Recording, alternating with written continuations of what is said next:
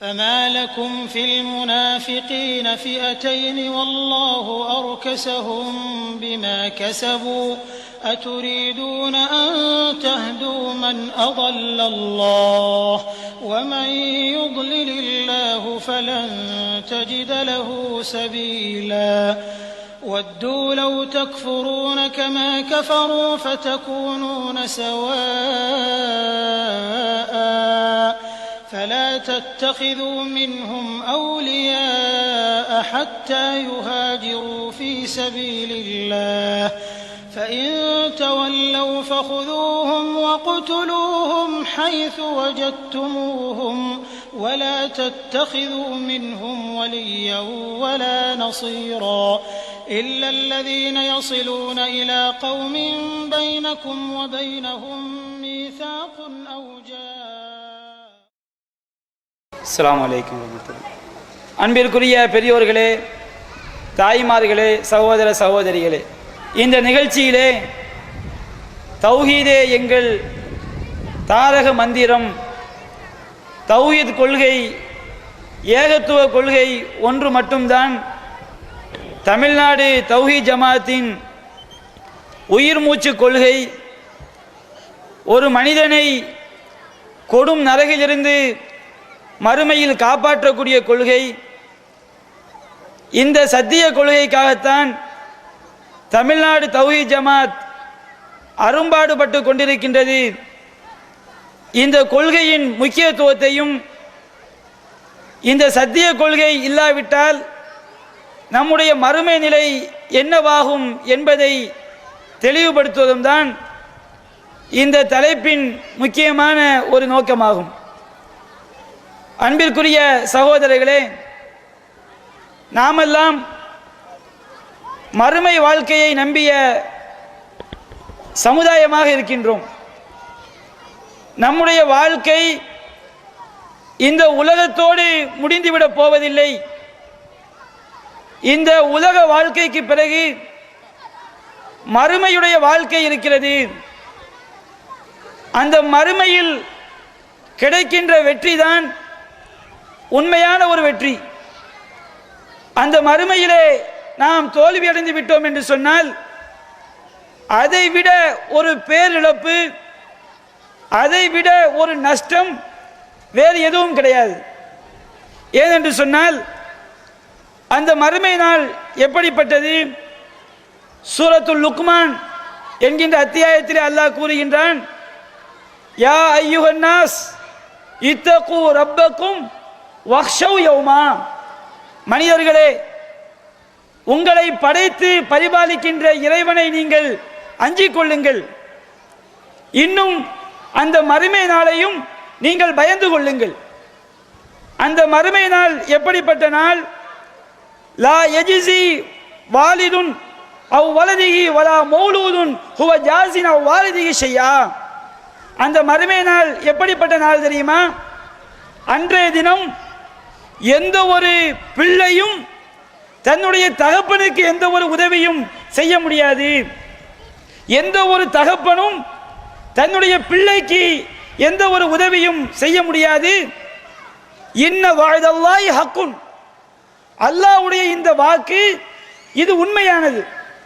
இது ஏதோ கட்டுக்கதை என்றோ இது ஒரு பொய் என்றோ நீங்கள் எண்ணி விடாதீர்கள். அந்த மறுமை நாளிலே எந்த பிள்ளையும் தகப்பனுக்கு உதவி செய்ய முடியாது. எந்த தகப்பனும் பிள்ளைக்கு உதவி செய்ய முடியாது. இந்த அல்லாஹ்வுடைய வாக்கு இது உண்மையானது. ஃபலா தகுர்ரன்னகுமுல் ஹயாத்துத் துன்யா. இந்த உலக வாழ்க்கை அந்த மறுமையை விட்டும் இறைவனை விட்டும் உங்களை ஏமாற்றி விட வேண்டாம். வலா யகுர்ரன்னகும் பில்லாஹில் கரூர். ஏமாற்றக்கூடிய ஷைத்தானும் உங்களை ஏமாற்றி விட வேண்டாம் என்று அல்லாஹ் அந்த மறுமையை பற்றி அல்லாஹ் எச்சரிக்கை செய்கிறான். தாய்மார்கள் உன்னிப்பாக கவனிக்க வேண்டும். எந்த அளவிற்கு அந்த மறுமை நாள் எப்படிப்பட்டது? அல்லாஹ் கூறுகின்றான், வலா யஸ்அலு ஹமீமுன் ஹமீமா. அந்த மறுமை நாளிலே எந்த ஒரு நண்பனும், உயிர் நண்பன் சொல்லுவோம் பாருங்க, ஹமீம் என்றால் உயிர் நண்பன் அர்த்தம். அல்லாஹ் கூறுகின்றான், வலா யஸ்அலு ஹமீமுன் ஹமீமா. எந்த ஒரு நண்பனும் இன்னொரு நண்பனை பற்றி விசாரிக்க மாட்டார்கள். மறுமை நாளில் யுபஸ்ஸரூனஹும் எடுத்து காட்டப்படுவார்கள். அல்லாஹ் எடுத்து காட்டுவான் மறுமை நாளில். இதோ உன்னுடைய நண்பனை பார், இதோ உன்னுடைய தாயை பார், இதோ உன்னுடைய தகப்பனை பார், இதோ உன்னுடைய மனைவியை பார் என்று அல்லாஹ் எடுத்து காட்டுவான். எடுத்து காட்டும் போது எவன் நரகத்திற்கு உரிய பாவியாகிவிட்டானோ, எவன் நரகவாதியாகிவிட்டானோ, அந்த பாவி அந்த நரகத்துடைய வேதனையை பார்க்கும் போது அவன் நினைப்பான், யவத்துல் முஜ்ரிமு லவ் யஃப்ததி பிஅதாபி யௌமைதின் பிபனி. பாவி நினைப்பான், இந்த இறைவா, இந்த மறுமை நாளுடைய நரகத்தின் வேதனைக்கு பகரமாக என்னுடைய பிள்ளைகளை நீ நரகத்தில் வைத்துக்கொள். ஓ சாஹிபத்திஹி வாஹி, இறைவா என்னுடைய மனைவியை நீ நரகத்தில் போடு. நரகத்துடைய வேதனையை கண்ணால் பார்க்கும் பொழுது, அந்த கொடுமையை பார்க்கும் பொழுது அவன் கூறுவான், இறைவா என் பிள்ளையை நரகத்தில் போடு. இந்த உலகத்தில் எந்த பிள்ளை, பெற்ற பிள்ளை நாம் பாசம் என்று நினைக்கின்றோமோ, எந்த ஒரு தாயாவது தன்னுடைய பிள்ளையை நரகத்தில் போடுவதற்கு விரும்புவாளாம்? நிச்சயமாக விரும்ப மாட்டோம். ஆனால் நரகத்துடைய வேதனையை பார்க்கும்போது பெற்ற தாய் சொல்வா, இறைவா என் பிள்ளையை நரகத்தில் போடு. ஒரு கணவன் சொல்வான், இறைவா என்னுடைய மனைவியை நரகத்தில் போடு.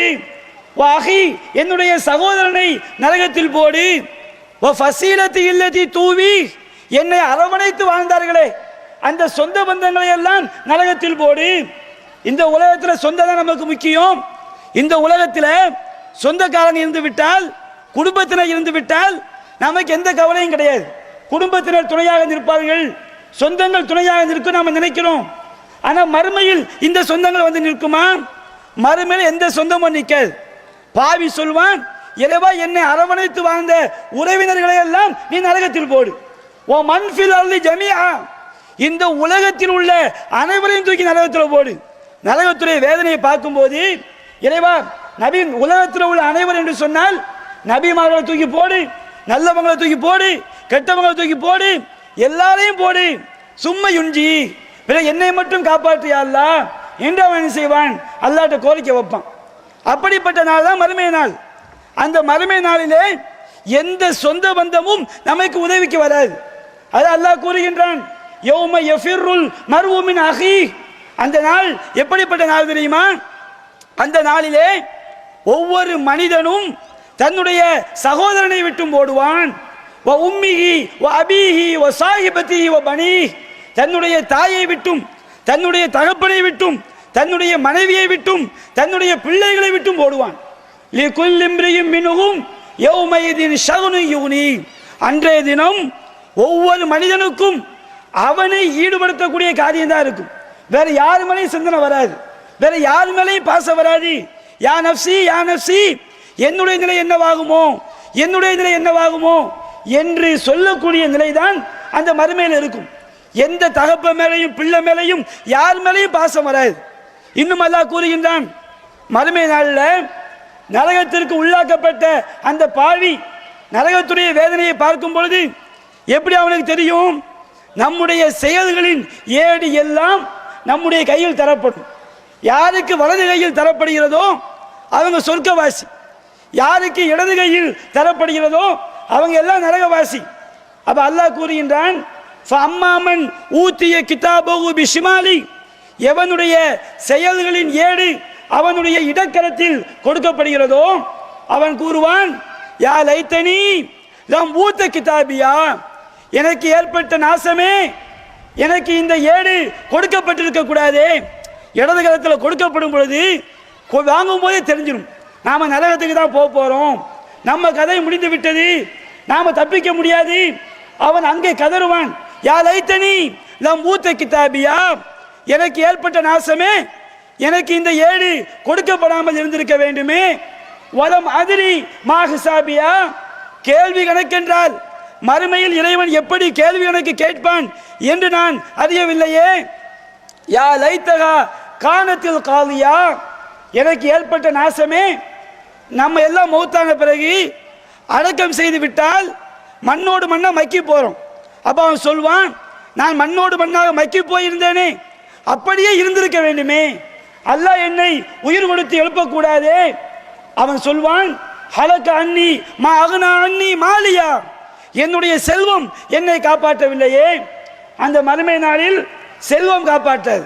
ஹலக அன்னி சுல்தானியா, என்னுடைய அதிகாரம் எல்லாம் என்னை விட்டும் அழிந்து போய்விட்டதே என்று அவன் கதறும் பொழுது அல்லாஹ் கூறுவான், ஹுதூஹு ஃபகுல்லூஹு சும்மல் ஜஹீம சல்லு, அவனை பிடியுங்கள், அவனை கட்டுங்கள், பிறகு அவனை நரகத்திலே கரியுங்கள்.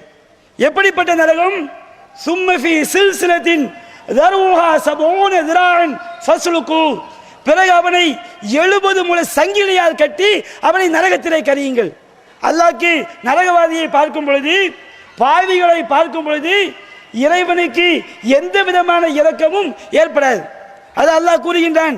அந்த நரகத்துடைய வேதனையை பற்றி சொல்லும் பொழுது, லில்லதீன கஃபரு குத்தியத் லஹும் சியாபும் மின் நார், எவர்கள் அல்லாஹ்வை மறுத்து வாழ்கின்றார்களோ அவர்களுக்கு நெருப்பாலான ஆடைகள் தயார் செய்யப்பட்டிருக்கு. மறுமையுடைய நரகத்துடைய வேதனை எப்படிப்பட்ட வேதனை? நெருப்பாலான ஆடைகள் அங்கே இறைவனை மறுக்கக்கூடியவர்களுக்கு தயார் செய்யப்பட்டிருக்கிறது. யுசப்பு மின் ஃபௌகி ரூஸிஹிமுல் ஹமீம், அவர்களின் தலைகளின் மேற்புறத்திலிருந்து கொதிக்கக்கூடிய நீர் ஊற்றப்படும். அப்படி கொதிக்கக்கூடிய நீர் ஊற்றப்படும் பொழுது யுஸாரு பிஹி மாஃபி புத்தூனிஹிம் வல் ஜுலூத், அவர்களுடைய வயதுகளில் உள்ளவையும் அவர்களுடைய தோள்களும் அப்படியே கருகும். வலகும் மகாமியு மின் ஹதீத், அவர்களுக்கு சம்மட்டியாலான அடிகளும் இருக்குது. நரகத்துடைய வேதனை சாதாரண வேதனை கிடையாது, அவ்வளவு பயங்கரமான ஒரு கொடிய ஒரு வேதனை. இன்னும் அல்லாஹ் கூறுகின்றான், குல்லமா நலஜத் ஜுலூதுகும் பத்தல்நாகும் ஜுலூதன் கைரகா லியதூகுல் அதாப், அவருடைய தோள்கள் கருகும் பொழுதெல்லாம், அவருடைய தோல் அப்படி தீ படும் பொழுது, நரகத்துடைய அந்த கொடுந்தி கரிக்கும் பொழுது தோள்கள் அப்படியே கருகும். அவருடைய தோள்கள் கருகும் பொழுதெல்லாம் வேறொரு தோலை நாம் மாற்றுவோம். நம்முடைய தோல் இருக்கு பாருங்க, இந்த தோல் தான் நமக்கு வேதனையை உணரும். ஒரு ஆள் தீ வைத்துக் கொள்கிறார், தன் மீது தீ வைத்துக் கொண்டால் ஒரு 2 நிமிஷத்துக்கு அவருக்கு வேதனை தெரியும். இந்த தோல் எல்லாம் கரைந்து விட்டால் அதுக்கு மேல வேதனை தெரியாது. ஏன்னா வேதனையை உணரக்கூடிய நரம்புகள் நம்ம தோல்ல தான் இருக்குது. இப்ப அல்லாஹ் என்ன பண்றான், நரகத்தில் போட்டால் அந்த கடுமையான தீயில் நம்முடைய தோள்கள் கருகிவிடும். தோள்கள் கருகிவிட்டால் அவங்க வேதனையை உணர முடியுமா? அல்லாஹ் சொல்றான், பத்தல்நாகும் ஜுலூதன் கைரகா நீ யதூகுல் அதாப், அவர்கள் வேதனையை உணர வேண்டும் என்பதற்காக நாம் புது தோலை மாற்றுவோம். அவ்வளவு கடுமையான ஒரு வேதனை நரகத்துடைய வேதனை. நபிகள் நான் சொல்லி காட்டுறேன், நரகத்துடைய நெருப்பு எப்படிப்பட்டது தெரியுமா?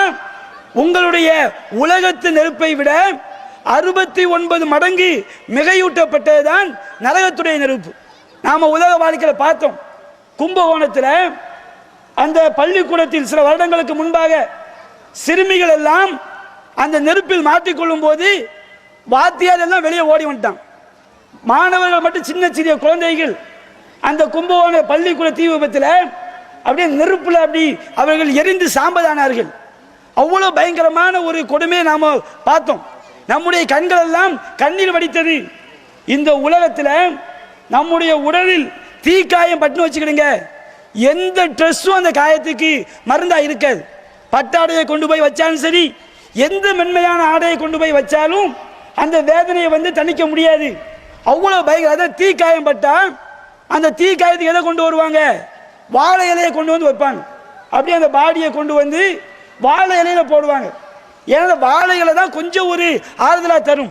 உலகத்தில் உள்ள எந்த ஒரு துணியும் தீக்காயத்துக்கு மென்மையா இருக்காது. அவ்வளவு கொடுமை தீயினால் படக்கூடிய வேதனை.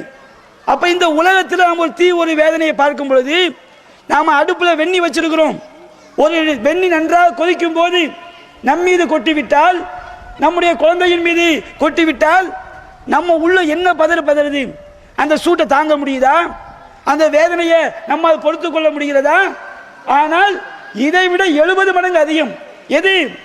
நரகத்துடைய வேதனை. சஹாபாக்கள், அல்லாஹ்வின் தூதரே, உலகத்துடைய நெருப்பை தாங்க முடியலையே, மறுமையுடைய நெருப்பை தாங்கிக் கொள்ள முடியுமா? இதை விட 69 மடங்கு அதிகம் நரகத்துடைய வேதனை. அது அல்லாஹ் கூறுகின்றான், யா அய்யுஹல்லதீன ஆமனூ கு அன்ஃபுஸகும் வ அஹ்லீக்கும் நாரா. ஈமான் கொண்டவர்களே, உங்களையும் உங்கள் குடும்பத்தார்களையும் நரக நெருப்பை விட்டு நீங்கள் பாதுகாத்துக் கொள்ளுங்கள். அந்த நரக நெருப்பு எப்படிப்பட்டது? அந்த நரகம் எப்படிப்பட்டது? வகூதுஹா அன்னாசு வல் ஹிஜாரா. அந்த நரகத்துடைய எரிபொருள்கள் மனிதர்களும் கற்களும் தான். அலைஹா மலாயிகத்துன் கிலாலுன் ஷிதாதுன் லா யஸூன அல்லாஹ மா அமரஹும் வ யஃஅலூன மா யுமரூன். அந்த நரகத்திலே கடின சித்தம் வாய்ந்த கல் நெஞ்சம் கொண்ட மலக்குமார்கள் இருக்கிறாங்க. இந்த உலகத்தில் சில ஆளுக்கு 10 நாள் ஜெயிலில் போய் உட்கார்ந்துட்டு வந்து நாங்கள் ரொம்ப தியாகம் பண்ணோம் சொல்லுவாங்க.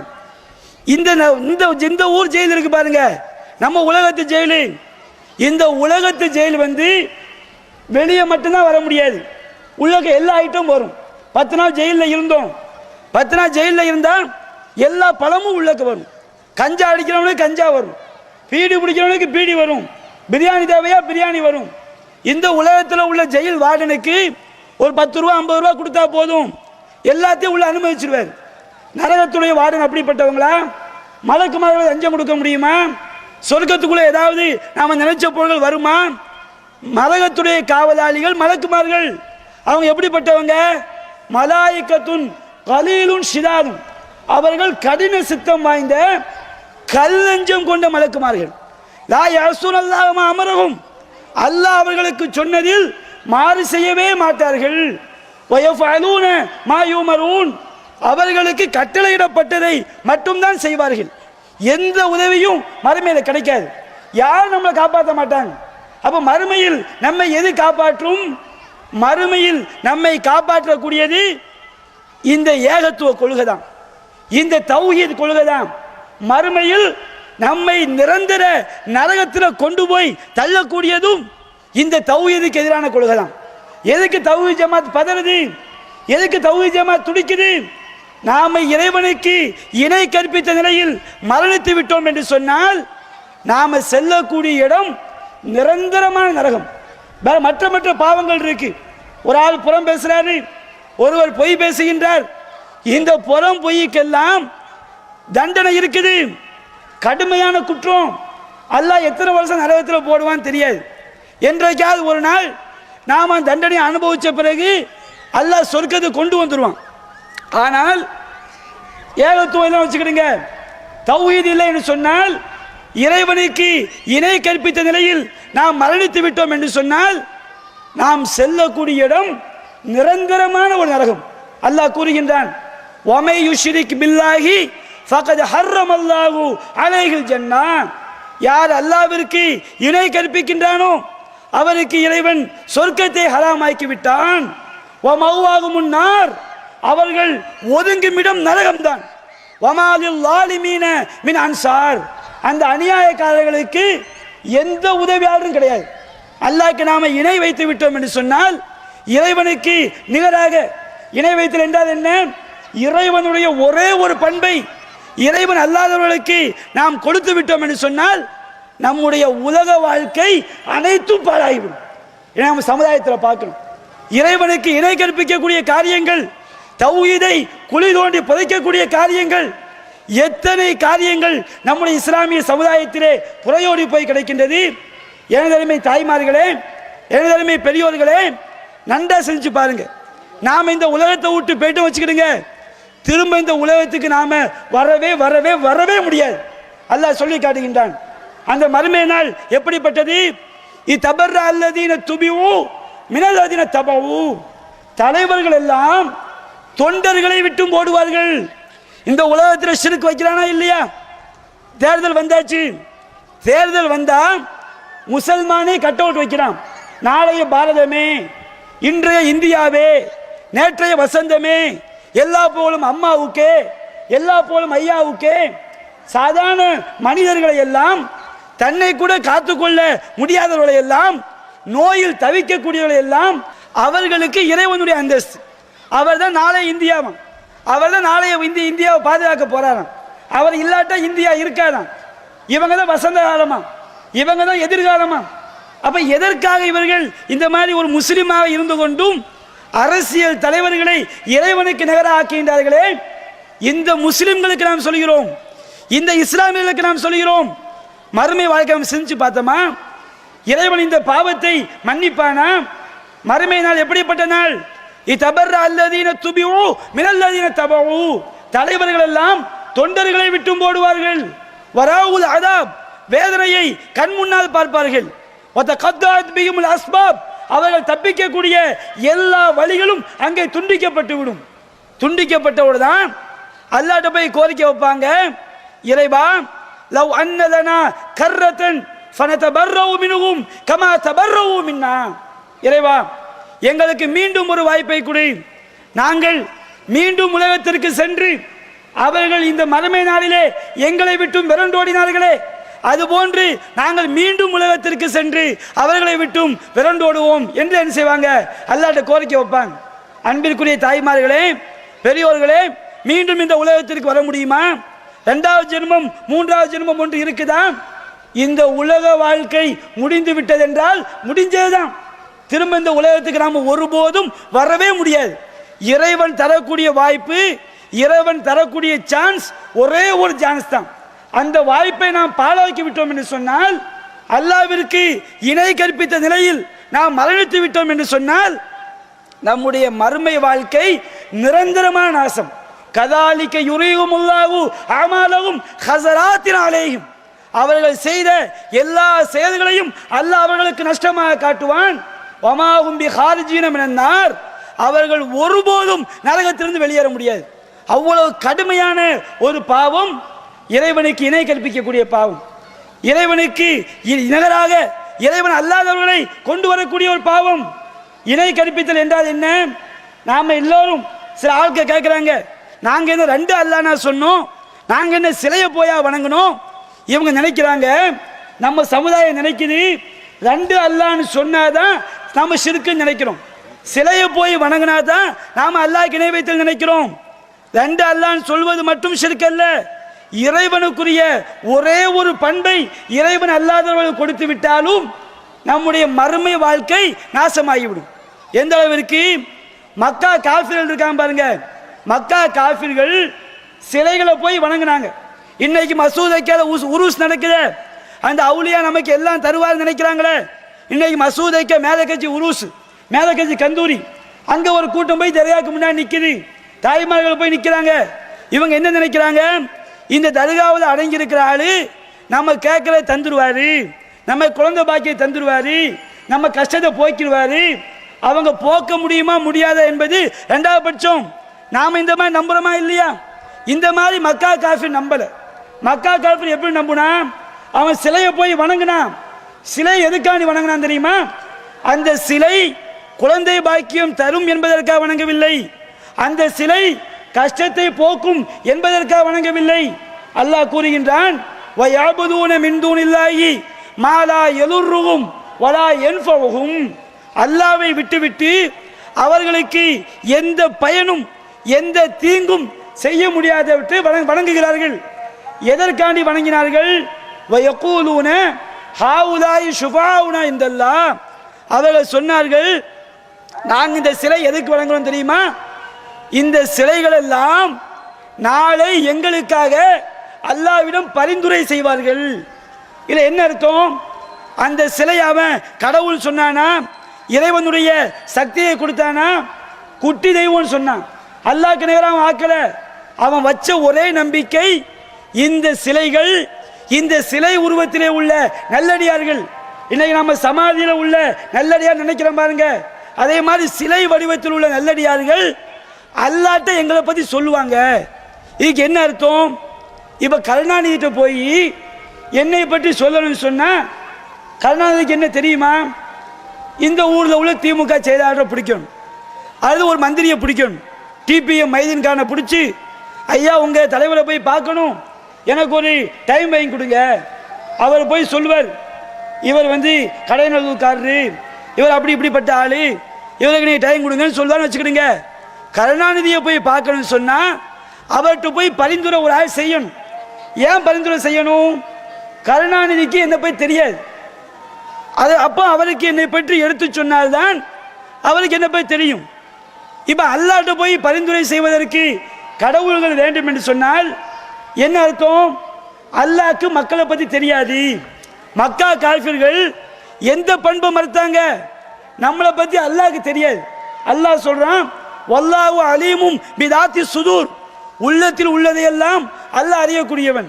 நீங்க ரகசியமா பேசுறாங்க சரி, வெளிப்படையா பேசுறாங்க சரி, ஒரு மரத்திலிருந்து ஒரு இலை உதிர்ந்தாலும் சரி அல்லாஹ்க்கு தெரியாம உதிராது, அல்லாஹ்க்கு தெரியாம நடக்காது. அல்லாஹ்க்கு எல்லாம் தெரியும்.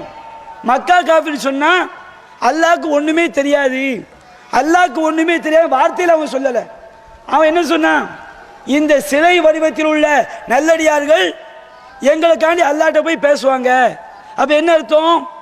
எங்களை பத்தி அல்லாஹ்க்கு தெரியாது, இவங்க சொன்னா தான் தெரியும். அல்லாஹ் திருமலை குர்ஆனை கேட்கின்றான், குலாத்து நபி உனல்லாக பிமாலா யஅலமு ஃபிஸ் ஸமாவாத்தி வமா ஃபில் அர்த். அல்லாஹ் மக்கா காஃபிர்களை பார்த்து கேட்கிறான், ஏன்பா வானத்திலும் பூமியிலும் அல்லாஹ்க்கு தெரியாத விஷயத்தை நீங்க அல்லாஹ்க்கு சொல்லி கொடுக்குறீங்களா? என்ன பரிந்துரையாளர்கள் என்ன அர்த்தம்? இவங்க எங்களை பத்தி அல்லாஹ்ட்ட போய் சொல்லுவாங்கன்னு என்ன அர்த்தம்? அல்லாஹ்க்கு ஒண்ணுமே தெரியாது. அப்ப அல்லாஹ்க்கு தெரியாத ஒண்ணு நீங்க அல்லாஹ்க்கு சொல்லி கொடுக்குறீங்களப்பா. சுபஹானஹு வ தஆலா அம்மா யுஷ்ரிகூன். அவர்கள் இணை கற்பிப்பதை விட்டும் அல்லாஹ் பரிசுத்தமானவன், அல்லாஹ் உயர்ந்தவன். அப்ப இணை கற்பித்த என்ன அர்த்தம்? ஒரு ரெண்டு அல்லாஹ் சொன்னாதான் இணை கற்பித்தல் கிடையாது. கபரை போய் நாங்க அல்லாஹ்னு சொன்னா இணை கற்பித்தல் கிடையாது. எல்லாம் தெரியும் என்கின்ற ஒரே ஒரு பண்பை இறைவன் அல்லாதவர்களுக்கு கொடுத்தாலும் சரி, இறைவனுக்கு ஒண்ணுமே தெரியாதுங்கிற மாதிரி நம்ம செயல்ல காட்டினாலும் சரி, நாம் அல்லாஹ்வை மறுத்தவர்கள். எந்த அளவுக்கு மார்க்கம் சொல்லி காட்டுது? இன்னைக்கு நம்ம சமுதாயத்தை எடுத்துப்பாங்க. ஒரு வீடு கட்டுவாங்க, வீடு கட்டும்போது பரும் பூசணிக்காய் தொங்கிட்டு இருக்கும். வீடு கட்டும்போது நம்ம வீட்டு வாசல்ல வெள்ளை கல் தொங்குது, சிப்பி தொங்குது, வீட்டு வாசல்ல மாலைகளை தொங்க விட்டு இருக்கின்றோம். வீட்டு மாடியில் என்ன செய்வோம்? நம்ம கடையநல்லூர்ல பானையை கவுத்தி வச்சிருப்போம். வீட்டுக்கு மேலே என்ன செய்வாங்க? மாடியில பானையை கவுத்தி வச்சிருப்பாங்க. கல்யாணம் நடக்கும்போது பந்தல்ல வாழைக்குலைய மாட்டி வச்சிருப்பாங்க. எதுக்குப்பா வாழைக்குலை? வாழைக்குலைக்கு வந்து ரெண்டு கொலை இருக்கு பாருங்க, அது வாழை மரத்துக்கு பிள்ளையாம். அந்த வாழைக்குலையை கட்டி வச்சா கணவன் மனைவிக்கு என்ன செய்யும்? மாப்பிள்ளைக்கும் பொண்ணுக்கும் குழந்தை பாக்கியம் கிடைக்கும். கையில தாயத்தை கட்டிக்கிறோம், வீட்டில் அஸ்மா படத்தை மாட்டி வைக்கிறோம். இதெல்லாம் சாதாரண குற்றமா? இதுவெல்லாம் சாதாரண பாவமா? நபிகள் நாயகம் எந்த அளவுக்கு சொல்றாங்க பாருங்க. இணை வைத்தலை இஸ்லாம் எந்த அளவுக்கு பார்க்கிறது பாருங்கள். நபிகள் நாயகம் சொல்லி காட்டுறாங்க. ஒரு தடவை ஹுதைபியா என்கின்ற இடத்திலே தங்கி இருக்கின்றார்கள். இந்த செய்தி புகாரியில் 847 ஹதீஸாக பதிவு செய்யப்பட்டுள்ளது. நபிகள் நாயகம் ஸல்லல்லாஹு அலைஹி வஸல்லம் அவங்க ஹுதைபியா என்கின்ற இடத்திலே தங்கி இருக்கும் பொழுது அன்று இரவு கடுமையான மழை பொழியுது. மறுநாள் சுபு தொழுகை முடிந்த பிறகு நபிகள் நாயகம் சஹாபாக்கள்கிட்ட கேட்கிறாங்க, என்னுடைய தோழர்களே, ஹல் ததுரூன மாதா கால ரப்புக்கும், உங்களுடைய இறைவன் என்ன சொன்னான் என்று உங்களுக்கு தெரியுமான்னு கேட்கிறாங்க. அப்ப சஹாபாக்கள்லாம் சொல்றாங்க, அல்லாஹு வ ரசூல் ஆலம், அல்லாஹ்க்கு அவருடைய தூதருக்கு தான் தெரியும், எங்களுக்கு தெரியாதுங்கிறாங்க. அப்ப நபிகள் நாயகம் சொல்றாங்க, நேற்று இரவு பொழிந்த மழையின் காரணமாக சிலர்கள் காஃபிராகி விட்டார்கள். நபிகள் நாயகம் சொல்றாங்க பாருங்க, நம்ம ஒரு காரியத்தை செய்தால், ஒரு சின்ன ஒரு தவறு இழைத்து விட்டால் நாம இஸ்லாத்தை விட்டு வெளியே போயிடுறோம். நேற்று இரவு பொழிந்த மழையின் காரணமாக சிலர்கள் காஃபிராகி விட்டார்கள். நேற்று இரவு பொழிந்த மழையின் காரணமாக சிலர்கள் முஸ்லிமாகி விட்டார்கள். யாரெல்லாம் நேற்று இரவு பொழிந்த மழை அல்லாஹ்வுடைய அருளால் பொழிந்தது என்று சொன்னார்களோ அவர்கள் அல்லாஹ்வை நம்பிக்கை கொண்டவர்கள், நட்சத்திரங்களை கடவுளாக ஏற்க மறுத்தவர்கள். யாரெல்லாம் முத்திர்னாபி நௌவி கதா ஒ கதா, இந்த நட்சத்திரம் இங்கே தோன்றியதால் மழை பொழிந்தது, இந்த நட்சத்திரம் இங்கே தோன்றியதால் மழை பொழிந்தது என்று யாரெல்லாம் சொன்னார்களோ, யாரெல்லாம் நம்பினார்களோ அவர்கள் நட்சத்திரத்தை கடவுளாக ஏற்றவர்கள், அல்லாஹ்வை மறுத்தவர்கள். மழையை பொழிவிக்கக்கூடிய அதிகாரம் அல்லாஹ்வுடைய அதிகாரம். மழை எங்கே பொழியும், எப்பொழுது பொழியும் என்பதை யாராலும் சொல்ல முடியாது. அந்த அதிகாரத்தை இந்த நட்சத்திரம் இங்கே வந்ததுனால மழை பொழிஞ்சுது அப்படி சொன்னால் நாம் அல்லாஹ்வுடைய பண்பை நட்சத்திரத்துக்கு வணங்குறோம். மழை எங்கே பொழியும் அல்லாஹ்க்கு மட்டும் தெரியாது, இந்த நட்சத்திரத்துக்கு தெரியும் இது இங்க வரப்போய் தான் மழை பொழிஞ்சுது. அப்ப என்ன செய்யுது, நாம நட்சத்திரத்தை கடவுளா எடுக்கிறோம். இப்ப நாம எத்தனை விஷயத்தை கடவுளா எடுத்திருக்கிறோம்? குழந்தை பாக்கியத்தை தர்றவன் யாரு? குழந்தை பாக்கியத்தை தரக்கூடிய அல்லாஹ். அல்லாஹ் கூறுகின்றான், யஹபுதுமை யஷாவு இனாசா, அல்லாஹ் தான் ஆடியோருக்கு பெண் குழந்தைகளை கொடுக்கின்றான். யஹபுதுமை யஷாவு துக்கூர், அல்லாஹ் தான் ஆடியோருக்கு ஆண் குழந்தைகளை அல்லாஹ் கொடுக்கின்றான். அல்லாஹ் தான் ஆடியோருக்கு ஆண் குழந்தைகளையும் பெண் குழந்தைகளையும் கலந்து அல்லாஹ் கொடுக்கின்றான். அல்லாஹ் தான் ஆடியோரை குழந்தை பாக்கியம் அற்றோராகவும் அல்லாஹ் ஆக்குகின்றான்.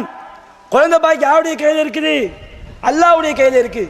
நாம நினைக்கிறோம் கல்யாணத்தில் வாழை மரத்தை கட்டி வச்சுட்டா குழந்தை பாக்கியம் கிடைக்கும். அப்ப அல்லாஹ்வுடைய அந்த பண்பை வாழை மரத்தை கொடுக்கிறோமா இல்லையா? அப்ப யாரெல்லாம் கல்யாணத்தில் வாழை மரத்தை கட்டி வைக்கிறாங்களோ இவங்க எல்லாருமே வாழை மரத்தை கடவுளாக ஏற்றுக்கொண்டவர்கள். தாயத்தை மாட்டி வைக்கிறோம், இன்னும் பூசணிக்காயை தொங்க விடுறோம். எதுக்குப்பா பூசணிக்காய்? சில வீடுகளில் வீட்டு வாசல்ல காஞ்சி ஒரு கட்டை, அது பேர் கூட சரியா தெரியல, ஏதோ ஒரு கட்டை வாசல்ல இருக்கும். இதுக்கு என்ன கட்டை? இது காஞ்சிபுர கட்டை. இது எதுக்கு வச்சிருக்கிய? நம்ம வீட்டுக்கு வரக்கூடிய பேய் பிசாசு எல்லாத்தையும் இந்த கட்டை என்ன செஞ்சிருமா? தடுத்துருமா. இது மார்க்கத்துடைய நம்பிக்கையா? தாயத்தை தடுக்குமா? தகடு தடுக்குமா? அஸ்மா படங்கள் தடுக்குமா? இந்த காஞ்சிபுர கட்டை தடுக்குமா? சிப்பி தடுக்குமா? வீட்டுக்கு மேல மாட்டி கவுத்தி வச்சிருக்க பானை, இந்த பானையை தடுக்குமா? நாம நினைக்கிறோம் இது எல்லாம் சாதாரண விஷயம் சொல்லி இது எதுக்கு பெருசுபடுத்த நினைக்கிறோம். இல்லை, இவையெல்லாம் நம்முடைய மறுமை வாழ்க்கையை நாசமாக்கிவிடும், நிரந்தர நரகத்தில் போய் சேர்த்து விடும். இஸ்லாம் எப்படி நம்ப சொல்கிறது? அல்லாஹ் சொல்கிறான், ஒரு முஸ்லிம் எப்படி நம்பணும்? தாய்மார்கள் தான் உன்னிப்பா கவனிக்கணும். எல்லா ஷிர்கான காரியமும் ஆண்களை விட பெண்கள்கிட்ட தான் அதிகமா இருக்குது. அல்லாஹ் எப்படி நம்ப சொல்றான்?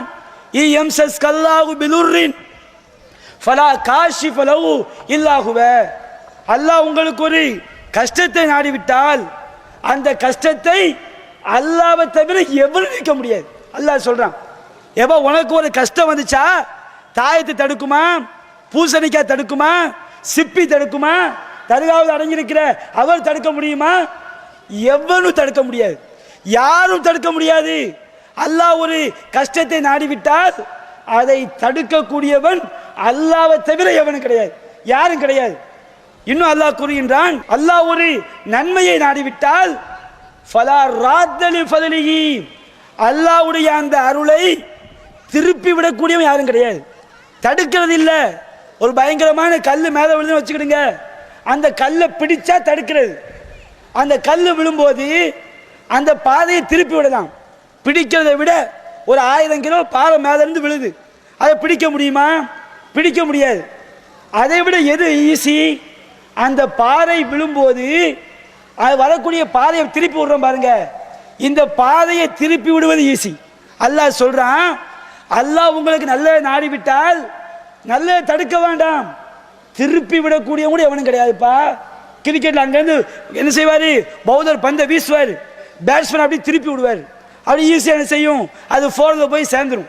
நமக்கு தெரியும், சின்ன பசங்களுக்கு தான் தெரியும், எல்லா கிரிக்கெட் பைத்தியெல்லாம் கிடக்கிறோம். திருப்பி விட முடியுமா? அல்லாஹ் ஒரு நன்மையை நாடிவிட்டால் திருப்பி விடக்கூடிய ஆற்றல் கூட எவனுக்கு கிடையாது. குல்லை யுசீபனா இல்லாமா கதபல்லாவுலனா, எங்களுடைய இறைவன் எங்களுக்கு என்ன நாடி இருக்கின்றானோ அதை தவிர வேறு ஒன்றும் எங்களுக்கு அணுகாது. நபிகள் நாயகம் ஸல்லல்லாஹு அலைஹி வஸல்லம் அவர்கள் நாம இணை கற்பிக்கக்கூடிய காரியத்தை எந்த அளவுக்கு நமக்கு நுட்பமாக வளர்க்குறாங்க பாருங்க. நபிகள் நாயகம் காலத்தில் ஒரு சஹாபி வர்றாங்க, புகாரியில் 3713வது செய்தியாக பதிவு செய்யப்பட்டு, இவர் யூதர் சொல்றாரு, நபிகள் நாயகத்தை பார்த்து சொல்கிறார், இன்னக்கும் துனத்திதூன் வ இன்னக்கும் துஷ்ரிகூன். நபிகள் நாயகத்தை பார்த்து சொல்றாரு, நீங்க அல்லாஹ்க்கு இணை வைக்கிறீர்கள். எந்த இணை வைக்கிற பாவம் நிரந்தர நரகம் சொல்றோமோ அந்த பாவத்தை நபிகள் நாயகத்துக்கு மேல சொல்றாரு. நீங்க அல்லாஹ்க்கு இணை வைக்கிறீங்க, நீங்க அல்லாஹ்க்கு இணை கடவுள்களை உருவாக்குகின்றீர்கள். அப்ப நபிகள் நாயகம் கேட்கிறாங்க, நாங்க என்னப்பா இணை வைக்கிறோம்? அப்ப அந்த யூதர் சொல்றாரு, நீங்க மாஷா அல்லாஹ் வஷுத்த, அல்லாஹ் நாடியதும் நீங்கள் நாடியதும் நடந்ததுன்னு சொல்றீங்க. இப்போ நான் உங்களுக்கு ஒன்று சொல்றேன். ஒரு ஆள் ரொம்ப கஷ்டத்தை முறையிடுறாரு, ரொம்ப கஷ்டமா இருக்குது, ஒரு 10,000 ரூபாய் கடன் தாங்கன்னு கேட்கிறாரு. அப்ப நான் சொல்றேன், இந்த அப்துல் கார்ட்ட போய் கேளுங்க, கிடைக்கும். அப்துல் கார்ட்ட போய் கேட்பாரு, 10,000 ரூபாய் கிடைச்சிடும். வேகமா எங்கிட்ட வந்து சொல்வாரு, நீங்க நாடியதும் அல்லாஹ் நாடியே நடந்துச்சு. அப்ப என்ன அர்த்தம்? நம்முடைய நாட்டம் அல்லாஹ்வுடைய நாட்டம் ஒன்றா? அல்லாஹ் எப்போ நாடினான்? நம்மை படைப்பதற்கு 50,000 ஆண்டுகளுக்கு முன்பே அல்லாஹ் ஒரு பேனாவை படைக்கிறான். அந்த பேனா கியாமத் நாள் வரை எதுவெல்லாம் நடக்குமோ அதை அனைத்தையும் எழுதி முடித்து விட்டது. அப்ப அல்லாஹ்வுடைய நாட்டமும் நம்முடைய நாட்டம் ஒண்ணு கிடையாது. அல்லாஹ் எப்போதோ நாடி விட்டான், நாம் இன்றைக்கு தான் நினைக்கிறோம், இந்த வினாடி தான் நினைக்கிறோம். அப்ப நபிகள் நாயகம் சொல்றாங்க, இனிமே நீங்க அப்படி பேசாதீங்க, அல்லாஹ் நாடியதும் நீங்கள் நாடியது நடந்ததுன்னு சொல்லாதீங்க. அல்லாஹ்வுடைய நாட்டத்தோட மனித நாட்டத்தை இணையாக்கி விடாதீர்கள். நீங்கள் எப்படி சொல்ல வேண்டும்? மாஷா அல்லாஹ், அல்லாஹ் நாடியது நடந்தது, சும்மா ஷேத்த, பிறகு நீங்கள் நாடியே நடந்தது. எப்படி சொல்லணும்? வார்த்தையில் கூட அல்லாஹ்க்கு இணை கற்பித்து விடக்கூடாது. மார்க்கம் அவ்வளவு எச்சரிக்கையா சொல்லி காட்டுது. அந்த யூதர் சொல்றாரு, நீங்க சத்தியம் பண்ணும்போது வல் காபா சத்தியம் பண்றீங்க, காபாவுடைய காபா மேல சத்தியம் சொல்றீங்க. சத்தியத்துக்கு என்ன அர்த்தம்? சத்தியம் எப்போ நாம் செய்வோம்? ஒரு விஷயம் உண்மையா பொய்யா நிரூபிக்க வேண்டும். நிரூபிப்பதற்கு எந்த சான்றும் கிடையாது, எந்த ஆதாரம் கிடையாது. அப்ப இதை இந்த உண்மையை அறிந்தவன் அல்லாஹ் தான், அல்லாஹ்க்கு தான் தெரியும். அதான் என்ன செய்வோம்? அல்லாஹ் மேல சத்தியம்னு சொல்லுவோம். அல்லாஹ் மேல சத்தியம் என்ன அர்த்தம்? இந்த உலகத்துல யாருக்கும் தெரியாது, அல்லாஹ்க்கு மட்டும்தான் தெரியும் அர்த்தம். வாப்ப மேல சத்தியம் சொன்னா வச்சுக்கிடுங்க. நபிகள் நாயகம் சொல்றாங்க, மன் ஹலஃப பி கைரில்லாஹி ஃபகத் அஷ்ரக, அல்லாஹ் அல்லாத ஒன்றின் மீது எவன் சத்தியம் செய்கிறானோ அவன் அல்லாஹ்விற்கு இணை கற்பித்து விட்டான். நாம இன்னைக்கு சர்வ சாதாரணமா வாப்ப மேல சத்தியம், எங்க உம்மா மேல சத்தியம், குர்ஆன் மேல சத்தியம், அதுக்கு மேல சத்தியம். அப்ப என்ன அர்த்தம்? வாப்ப மேல சத்தியம்னு சொன்னா இந்த விஷயம் உலகத்துல யாருக்கும் தெரியாது, எங்க வாப்பாக்கு தெரியும். மறைவானவற்றை அறிந்தவன் யார்? அல்லாஹ். வாப்ப மேல சத்தியம் என்ன ஆயிடும்? எங்க வாப்பாக்கும் தெரியும் அர்த்தம். குர்ஆன் மேல சத்தியம்னு சொன்னா குர்ஆனுக்கும் தெரியும் அர்த்தம். அப்ப குர்ஆனுக்கு தெரியுமா? அப்ப அந்த யூதர் சொல்றாரு, நீங்க வல் காபான்னு சத்தியம் பண்றீங்க.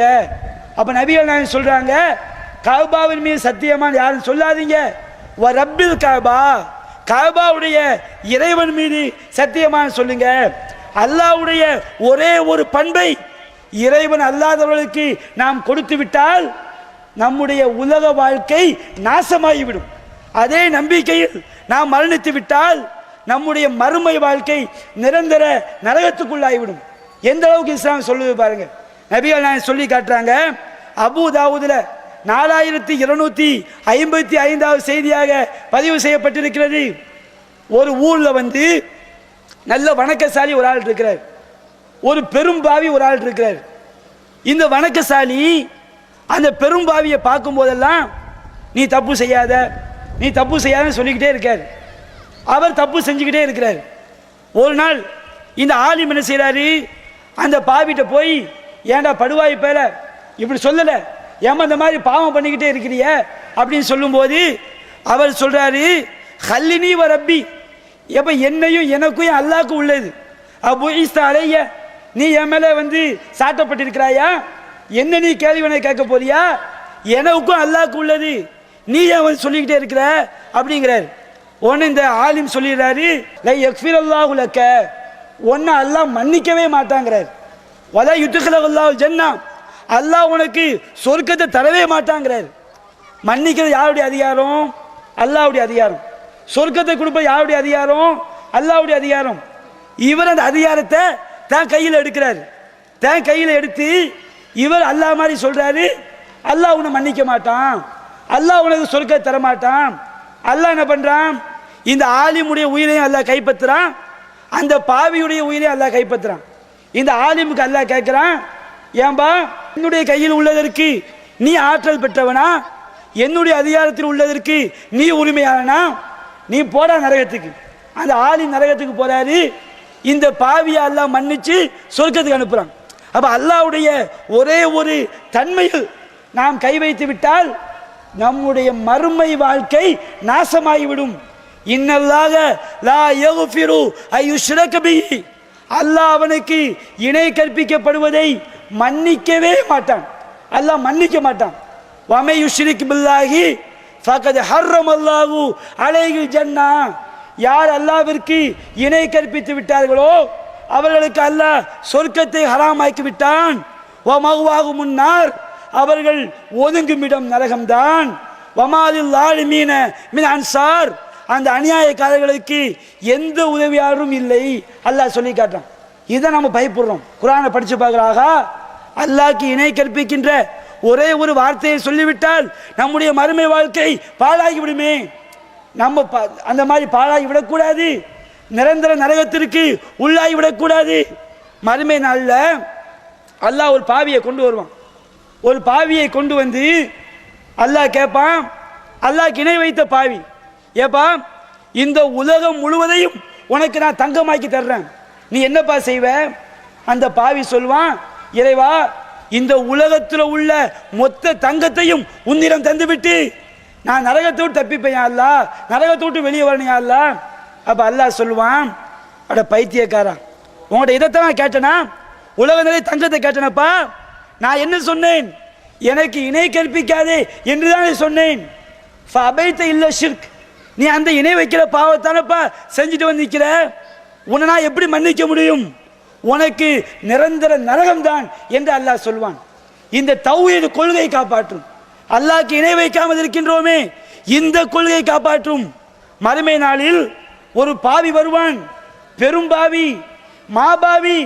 நபிகள் நாயகம் சொல்றாங்க, அவனுடைய பாவையடிகள் எவ்வளவு தெரியுமா? 99 சிஜில்லா, 99 பாவையடிகள். ஒரு ஏடு எவ்வளவு? மிஸ்ல மத்தில் பசர், நம்ம பார்வை எவ்வளவு தூரம் போகுதோ அவ்வளவு தூரம் நீளம் அந்த ஒரு ஏட்டுடைய நீளம். இப்ப அல்லாஹ் கேட்பான், என்னுடைய அடியானே ஹல் துணிக்கிறு மினாதா செய்யன், இந்த இருக்கப்பா பாவையடிகள், ஏதாவது ஒன்று நீ மறுக்கிறியப்பா? அவன் சொல்லுவான், யா அல்லாஹ் எல்லாமே நான் செஞ்ச பாவம் தான், எல்லாமே நான் செஞ்சதுதான். திரும்ப அல்லாஹ் கேட்பான், அல் அலமத்க கதபத்தி அல் ஹாஃபிலூன், உனக்கு வலதுபுறமும் இடதுபுறமும் உட்கார்ந்து எழுதினார்களே அந்த பாதுகாவலர்கள் அநியாயமா எழுதிட்டாங்களா? நீ செய்யாத பாவத்தை எழுதிட்டாங்களா? அவன் சொல்லுவான், யா அல்லாஹ் எல்லாம் நான் செஞ்ச பாவம் தான். இப்ப அல்லாஹ் கேட்பான், என்னுடைய அடியானே நரகத்தோடு தப்பிக்க முடியுமா? யா அல்லாஹ் தப்பிக்கவே முடியாது. இப்ப அல்லாஹ் சொல்வான், இன்னலக இந்தனா ஹஸனத்துன், உனக்கு நம்மிடம் ஒரு நன்மை இருக்கிறது. அவன் பெரும் பாவியாக இருந்தான், மாபாவியாக இருந்தான். ஆனால் அல்லாஹ்க்கு இணை கற்பிக்கிற பாவத்தை மட்டும் அவன் செய்யல. அல்லாஹ் அந்த இணை கற்பிக்காத அந்த ஏகத்துவ கொள்கையை, அந்த தௌஹீத் கொள்கையை, அந்த தாரக மந்திரத்தை அல்லாஹ் ஒரு சின்ன பித்தாக்காவை எடுப்பான். ஒரு சிறிய ஒரு பித்தாக்காவை அல்லாஹ் எடுத்து காட்டுவான், சிறிய ஒரு கார்டை எடுத்து காட்டுவான். அவன் கேட்பான், யா அல்லாஹ் 99 பாவை ஏடுகள் எங்கே? இந்த சிறிய அட்டை எங்கம்மா? அந்த அட்டையில் என்ன எழுதியிருக்கும்? அஷ்ஹது அல்லா இலாஹ இல்லல்லாஹ் வ அஷ்ஹது அன்ன முஹம்மதன் அப்துஹு வ ரசூலுஹு, வணக்கத்திற்குரியவன் அல்லாஹ்வை தவிர யாரும் இல்லை, முஹம்மது ஸல்லல்லாஹு அலைஹி வஸல்லம் அவர்கள் அல்லாஹ்வுடைய அடியார், அல்லாஹ்வுடைய தூதர், அவன் அல்லாஹ்க்கு இணை கற்பிக்கவில்லை என்பது அந்த அட்டையில் இருக்கும். என்ன செய்வான் அல்லாஹ்? அந்த 99 பாவை ஏடுகளை ஒரு தட்டிலும் இந்த சிறிய பித்தாக்காவை இன்னொரு தட்டிலும் அல்லாஹ் வைப்பான். அல்லாஹ்வுடைய அந்த கொள்கைக்கு முன்பாக, அந்த தாரக மந்திரத்துக்கு முன்பாக அனைத்து பாவை ஏடுகளும் தூசாய் பறந்து போய்விடும். அல்லாஹ் சொல்வான், இப்னு ஆதம் அதைத்தனி பி குராபில் அல் ஹதாயா, மனிதனே பூமி நிறைய பாவத்தை செய்து வந்திருக்கின்றாய். வலம் துஷ்ரிக் பி ஷையா, எனக்கு நீ இணை கற்பிக்கவில்லை. எனவே ஃபஅதைதுக பி குராபில் அல் மக்ஃபிரா, நான் உனக்கு பூமி நிறைய மன்னிப்பை தருகிறேன். அல்லாஹ்க்கு இணை கற்பிக்காவிட்டால் நமக்கு சொர்க்கம், நிரந்தரமான சொர்க்கம். இறைவனுக்கு இணை கற்பித்து விட்டால் நமக்கு நிரந்தரமான ஒரு நரகம். இந்த கொள்கைக்காகத்தான் தமிழ்நாடு தௌஹீத் ஜமாத் பாடுபட்டு கொண்டிருக்கு. வேற எந்த நோக்கம் கிடையாது. கொள்கை தான் இந்த ஜமாத்துடைய நோக்கம். இந்த கொள்கையை பாதுகாப்பதற்காகத்தான் இந்த ஜமாத்து நாம் எந்த பாவம் செய்யக்கூடாது, கொள்கையை பாதுகாக்க வேண்டுமா, நாம் நடத்தக்கூடிய திருமணம் சரியாக இருக்கணும், நம்முடைய வீட்டில் உள்ள கல்யாணம் சரியாக இருக்கணும் என்று பல்வேறு விஷயங்கள். நம்ம வீட்டில் வந்து நிகழ்ச்சி வைக்கிறோமா, குர்ஆன் ஹதீஸுக்கு மாற்றமாக வைக்கக்கூடாது. ஒவ்வொரு செயலையும் குர்ஆன் ஹதீஸ் அடிப்படையில் செய்ய வேண்டும் என்று இந்த ஜமாத் போதிக்குது, இந்த ஜமாத் பிரச்சாரம் செய்யுது. ஆனால் நம்முடைய கடையநல்லூரை எடுத்துக்கொண்டால் கல்யாண விஷயத்தில் தௌஹீத் ஜமாத்தா இருந்தாலும் சரி, வேற எந்த ஜமாத்தா இருந்தாலும் சரி, எல்லாம் போக்கா போய் கிடக்கிறோம், எல்லாம் கீழே விழுந்து கிடக்கிறோம். யாரெல்லாம் கல்யாணத்தில் போக்கில் இருக்கிறாங்களோ, கல்யாணத்தை தௌஹீத் ஜமாத் குர்ஆன் ஹதீஸ் முறைப்படி தௌஹீத் ஜமாத் எதை சொல்கிறதோ அந்த முறையில் கல்யாணம் நடத்த முடியாதவர்கள், நடத்தி காட்ட திராணி இல்லாதவர்கள் தௌஹீத் ஜமாத் எதிர்க்கிறாங்க. இவங்க எதுக்கு தௌஹீத் ஜமாத் எதிர்க்கிறாங்க? சொத்தை பிடுங்க வருதுன்னு சொல்றாங்க. தௌஹீத் ஜமாத் சொத்தை பிடுங்கிறதுக்கு வரல. தௌஹீத் ஜமாத் உள்ள வந்தா தௌஹீதின் படம் காட்டி கொண்டு நாம இங்க மார்க்கத்துக்கு மாற்றமா செய்ய முடியாது. தௌஹீதின் படம் காட்டவும் செய்யணும், மார்க்கத்துக்கு மாற்றமா தௌஹீது போய் எல்லாம் செய்யணும். தௌஹீத் ஜமாத் அதிகாரம் வந்து விட்டால் அது செய்ய முடியாது. அதுக்கு என்ன பிரச்சாரம்? தௌஹீத் ஜமாத் சொத்தை எந்த சொத்தும் இந்த ஜமாத் தேவையில்லை.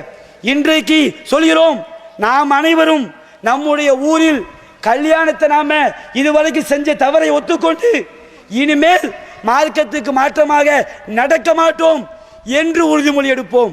நாம் அனைவரும் சேர்ந்து ஷிர்க்குக்கு எதிராக பிரச்சாரம் பண்ணுவோம். எந்த பிரச்சனையும் வராது. எல்லோரும் கொள்கைக்காக பாடுபடுவோம். கட்டிடத்துக்காக கொள்கை அல்ல, கொள்கைக்காகத்தான் கட்டிடம். ஜாக்கை ஏன் எதிர்த்தோம்? ஜாக்கை ஏன் எதிர்த்தோம்? கடையநல்லூர் மக்களுக்கு ஜாக்கை எதிர்த்தோம். உண்மையில் அந்த நோக்கம் எங்களுக்கு கிடையாது. நாங்கள் தாய்களாக இருந்தோமே, அதுக்காண்டி ஜாக்கை எதிர்க்கவில்லை. ஜாக்கு கொள்கையில் சரியில்லை, ஜாக்கு மொத்தத்தில் மார்க்கத்துக்கு மாற்றமாக தடம் கொண்டு போய்விட்டார்கள் என்பதற்காகத்தான் ஜாக்கை எதிர்த்தோம். ஜாக்கு வந்து ஜாக்குடைய கையில் பள்ளிவாசல் இருக்கும்போது கொள்கைக்கு மாற்றமானவங்க உள்ள வந்து விட்டால் நாங்கள் இந்த பள்ளியில் தொழமாட்டோம் என்று நாம் டிக்ளேர் செய்தோம். எதற்காக டிக்ளேர் செய்தோம்? கொள்கைக்காக, கொள்கை உறுதிக்காக, சத்தியத்தை பாதுகாக்க வேண்டும் என்பதற்காக, கமிட்டிக்காக கிடையாது.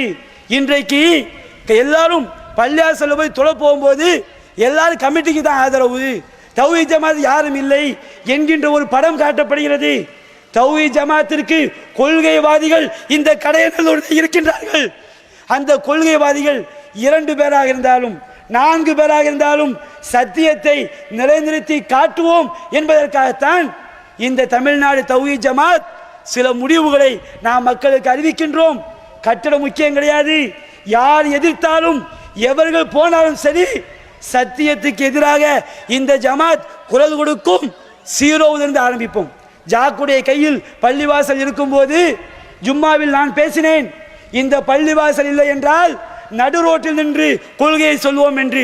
இன்றைக்கும் சொல்கிறோம், நாம் எல்லோரும் தௌஹீத் கொள்கை மார்க்கத்து மாற்றமாக எதுவும் நடக்காது, எந்த நிர்வாகி தவறு செய்தாலும் அவனை தூக்கி வீசுவோம் என்று எல்லோரும் வந்துவிட்டால் எந்த பிரச்சனையும் கிடையாது.